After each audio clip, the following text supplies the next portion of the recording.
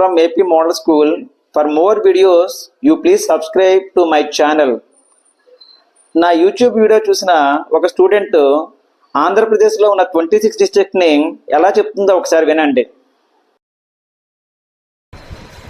Srikakulam, Vizianagaram, Visakhapatnam, Anakapalli, Kakinada, east Godavari, doctor BR Ambedkar Konaseema, west Godavari, Eluru, Krishna, Guntur, Bapatla, Prakasam, Nellore, Parvathipuram, Alluri Sitaramaraju, NTR, Palnadu.